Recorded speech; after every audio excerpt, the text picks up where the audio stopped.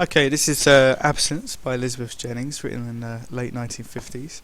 Um, what we'll do first is I'd like you to have a quick go at this activity where you need to match the phrases to make a 5-line stanza. Okay, so each of these have been split up.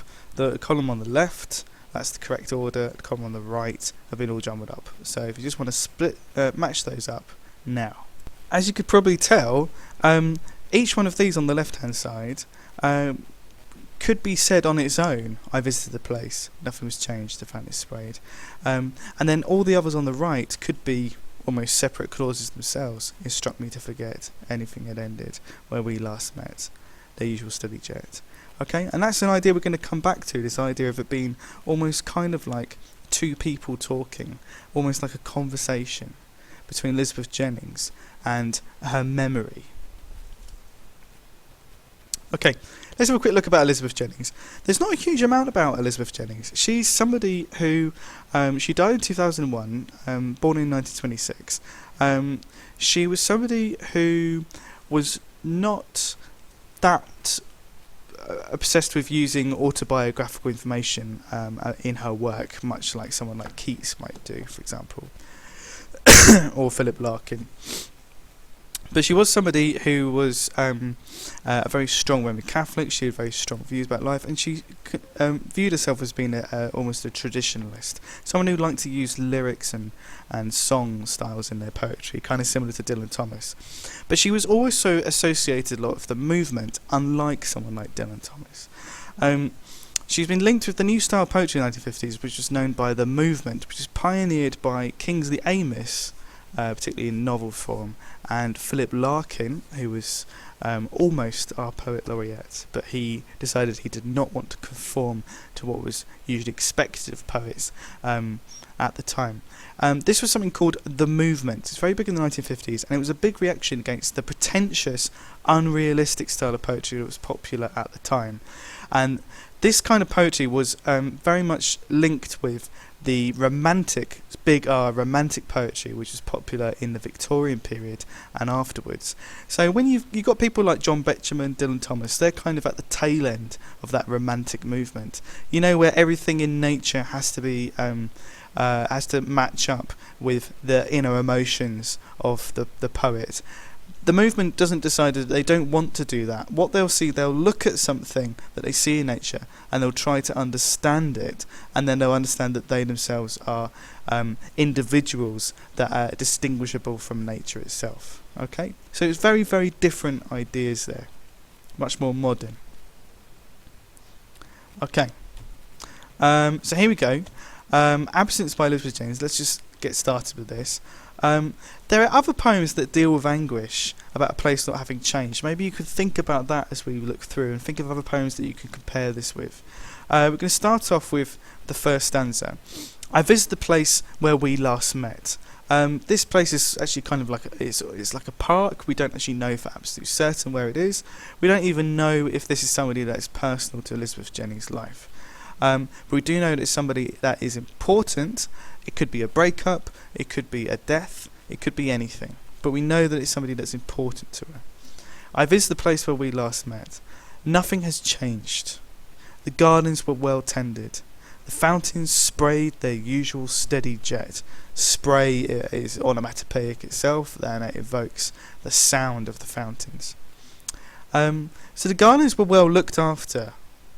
The fountains, which means that it's a regular thing. When you walk into a park and you see a garden that's an absolute mess, you notice it, and it's something that happens day in and day out. The fountains sprayed their usual steady jet, so it's something that's monotonous. It keeps going. It doesn't change. There was no sign that anything had ended, and nothing to instruct me to forget. So there's that negative language that we also see in Postcard from a Travel Snob cropping up here.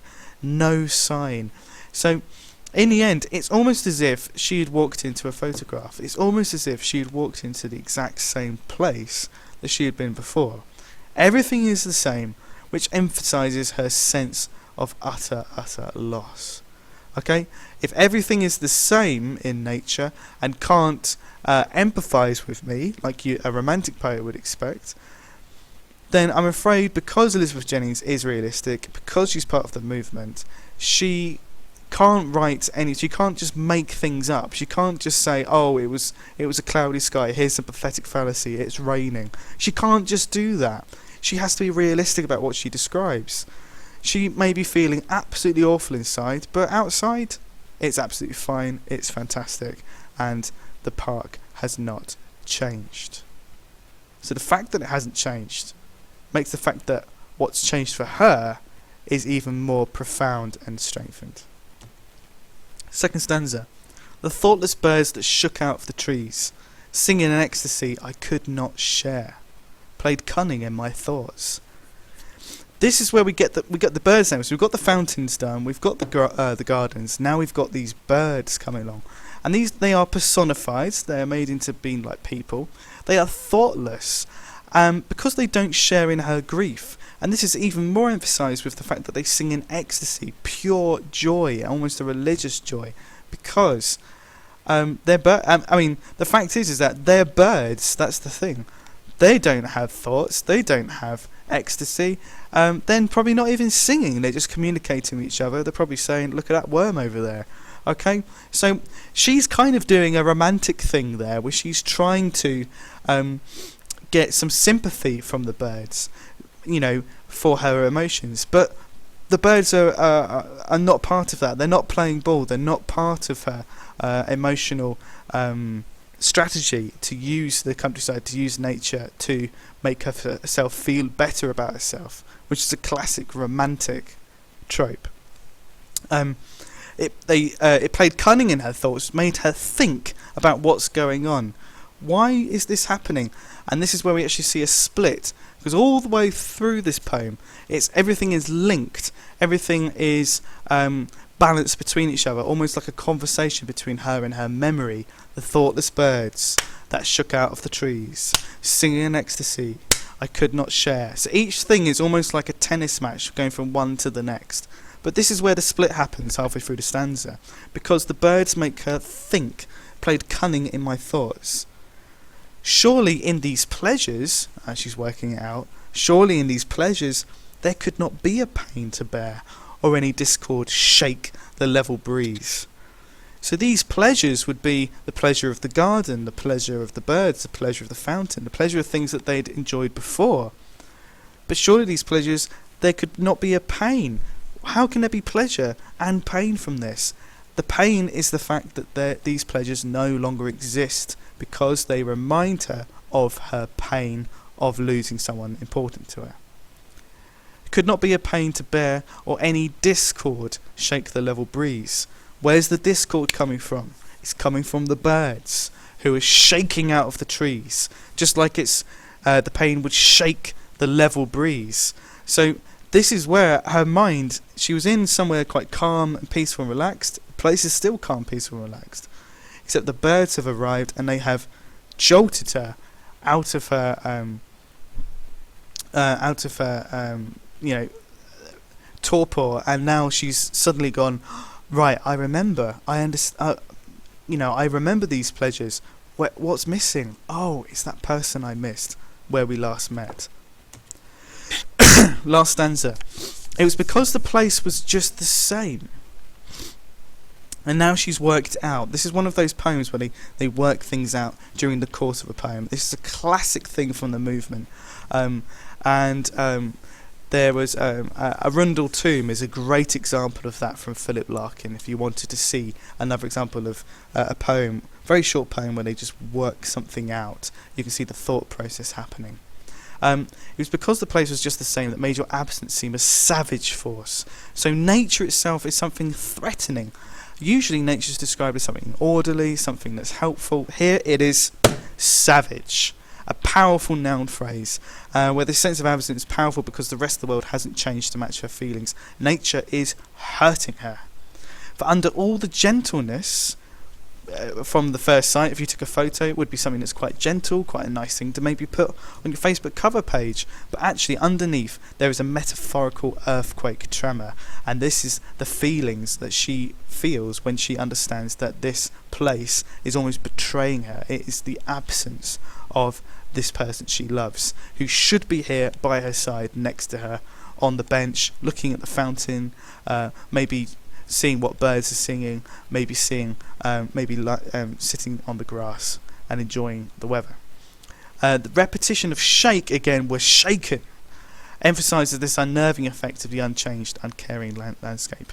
And the recap of fountain, birds and grass is a triad showing that everything remains unchanged. It's a big package.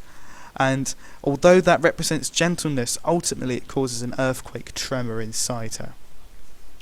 Your name. So fountain, birds and grass were shaken by my thinking of your name.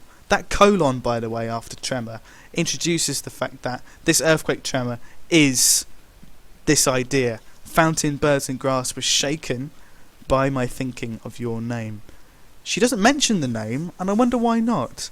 Probably because she knows that the rest of the world won't pay attention or remember, and that's what she's trying to put forward, is that nature, the world, does not care what's happened to you.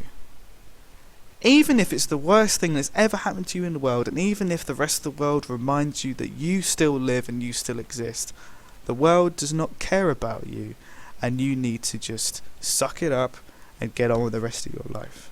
And that's kind of what she's come to this very harsh, cold conclusion, that the world is not sympathetic to individual grief and loss.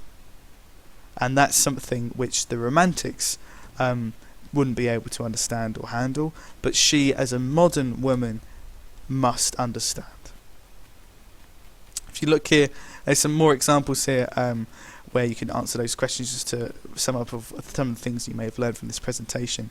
But if you have a look here are the stanzas as we go through, and then here is where we have halfway through the second stanza. That's where that pattern, that regular pattern, is stopped eventually. And also down here, that pattern is also stopped again when we get to the earthquake tremor.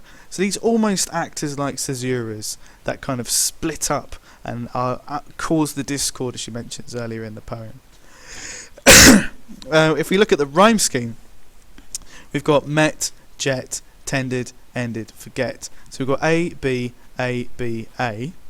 Again, trees, these, breeze, share and bear, A, B, A, B, A. And then we have got same, came, name, A, force and grass. Not quite. So we've got A, B, A, half rhyme B, maybe C, and then A again. And that shows that this last stanza, when we finally get to the end, is she's quite upset by this feeling. And that's when you can notice, when you see a change in a very, very regular rhyme scheme, is that the memory is coming back to her of the regular rhyme scheme. That's what that's reflecting. But by the time we get to the last two lines, that's the earthquake, that's the discord, represented in the disruption of that regular rhyme scheme. Okay, if you wanted to find out more about Elizabeth Jennings and more about the movement, I strongly suggest checking out Philip Larkin and Kingsley Amis, where there's a lot of interesting information. Ted Hughes and Sylvia Plath would also be quite good to look at for that too.